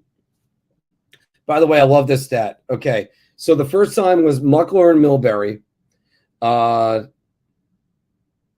And Johnson and Gainey. Okay, so there you go. There's that was 1993. Demers and Melrose, Burns and Babcock. Sorry, that was 2003, and then Sutter and DeBoer, and Sullivan and DeBoer. The first years with their teams. Okay, got it. So, and we got Anthony coming on. Aubin looked good in the preseason last year. Patrick, to answer that question, Brendan Ottman is basically the New York Rangers' number 1 prospect. So, and I don't know why we're having technical difficulties on Anthony's side. He's having trouble logging back in. And John Muckler, if there's anything I could say for him, it because of his years with the New York Rangers, that man did not know how to develop any talent. Not that Nicholas Sundstrom was a world beater, but he regressed. Manny Malhotra became nothing. He ended up growing a little bit later on in his career, just being a good 4th, 3rd line center, which Muckler did say. But you know what? You don't say that to the kid. You try to get him to reach for the stars, and if he misses, so what? Davey, I would love to agree with you. I just think that the call to trophy is already set next year. It's going to be Connor Bedard. So that's just what I think about that one. Back to the Muckler one. Milbury's name should be stricken from the records. You know, I do have to say this. I wonder if Mike Milbury could have done a job at all with any. Oh, we got some breaking news. So let's get that in there. Kyle Opozo is back with the Buffalo Sabres. That is a great deal for the Buffalo Sabres, by the way, that Kyle Opozo, the captain of the team, staying with the team, $2.5 million, 1 year remaining on his deal. That team looks like they could be pretty good soon enough. But you don't need to know all the Rangers prospects. DeBoer with the Devils and the Sharks, yes. But in the finals, wow, that's still amazing. That's still amazing. As Islander fans, my memories of Nicholas Sundstrom don't match up with his numbers. I hated having to face him with the Islanders. Yeah. And you know something? He was a good defensive player. He only had, I believe, the 120-goal season, 97 with Gretzky.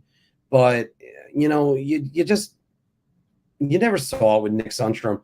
Good third-line player. I remember when he played on the third line in San Jose, and that was probably the best third line in hockey. So that was that year when a year or two when they were there. I think Solani was on the team at that point. So, all right. I'm going to go to 6:40, guys. So 3 more minutes. 27 of you guys are still with me right now. We have 10 likes down on my counter. And let me just make sure that's right. I got 21 on this one. Now, great bit of this, even though it's a 3-0 finals, were they exciting? 65% of you said the conference finals were still exciting. 35% said no. I got to say, part of that might have to be influenced by that 4-overtime game. All right, we got a Who Says No trade. Let's go with this one from Control Room Anthony. Barclay Goodrow, Ryan Lindgren, and a 2024 first round pick for William Nylander. Who says no?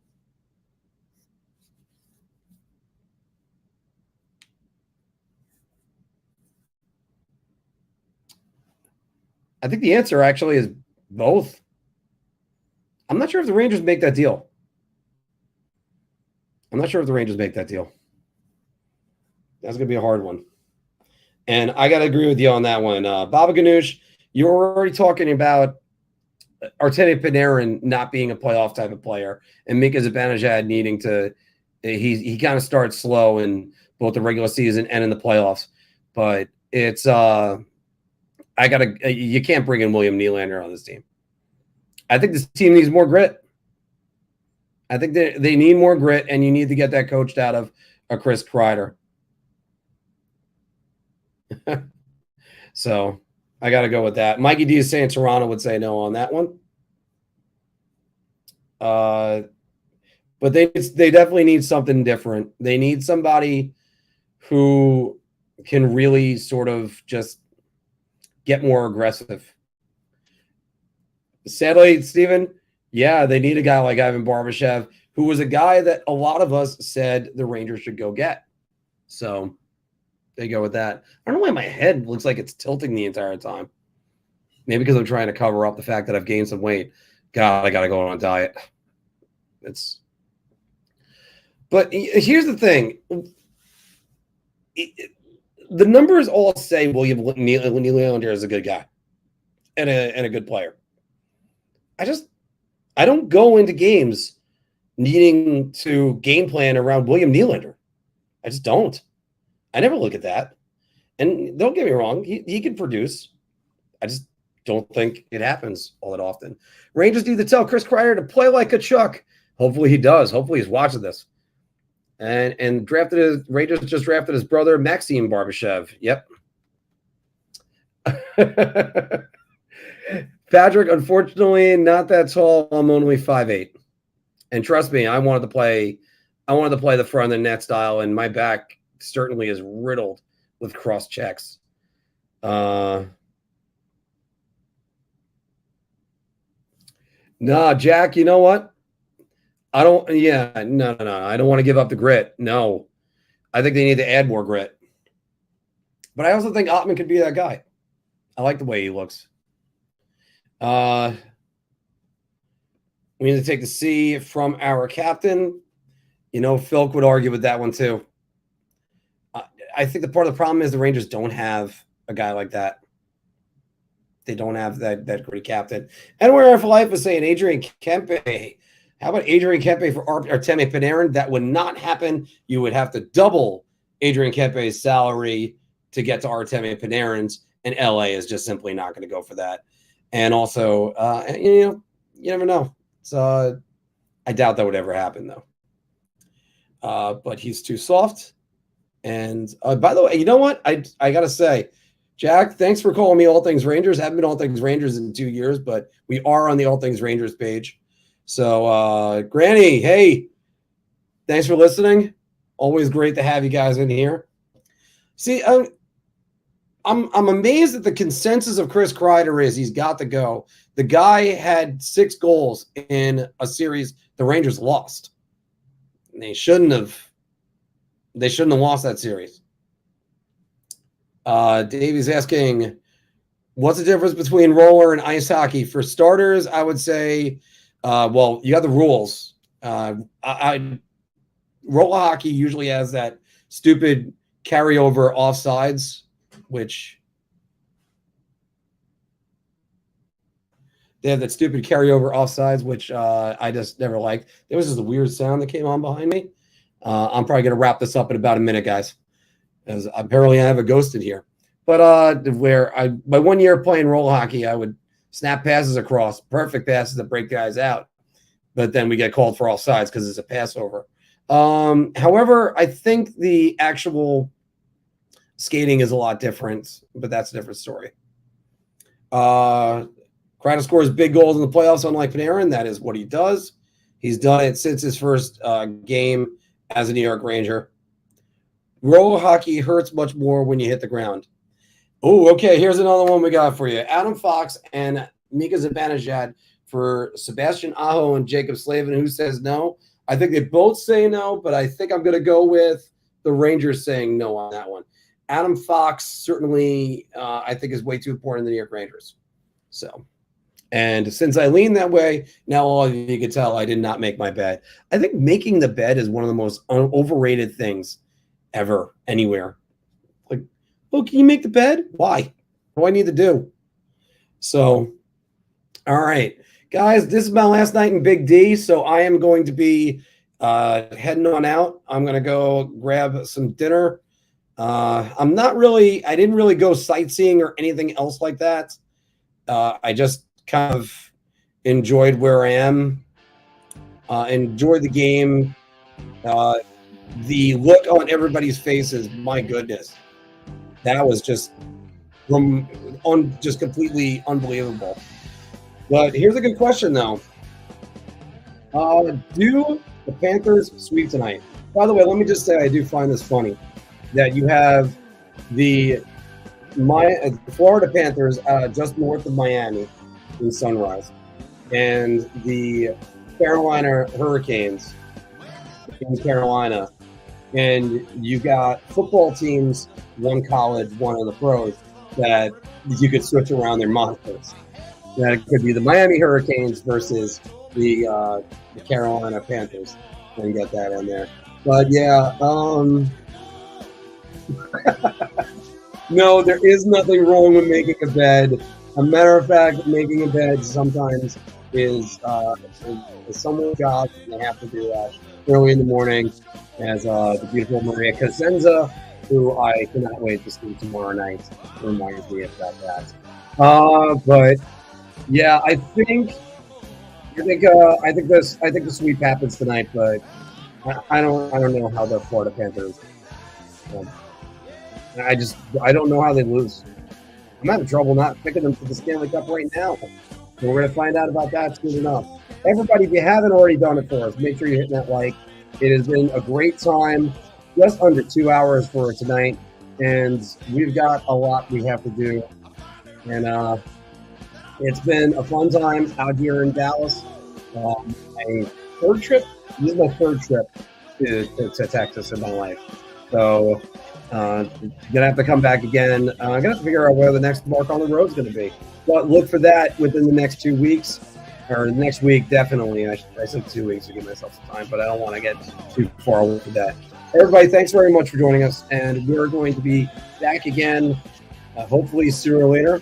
What apps do we use? Jay, if you click the link below, I use StreamYard. It's in the description. I don't really have one that calls in. I prefer to try to stay away from it. But yeah, Jay, you can always just email me at email me at Big Apple Hockey. Let me give you that email for you. I can give you more information as soon as I can. Actually, here.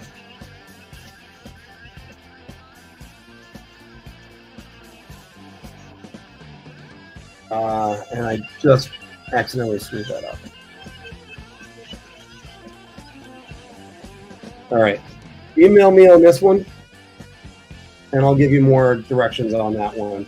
I find StreamYard to be incredibly user-friendly and incredibly customizable. I've been trying to launch another channel talking about how customizable this is, but there's a lot you could do with this, and it's been absolutely phenomenal. So I can't sing their praises enough. But yeah, check it out. Yeah, there's a lot you can do with that. Patrick, take it easy. Yeah, and Rumble, we use an automatic sync with YouTube on that. All right. Well, and also, take it easy, babe. And everybody, let's see if the Panthers are punching their ticket to the Stanley Cup Finals tonight. See you soon.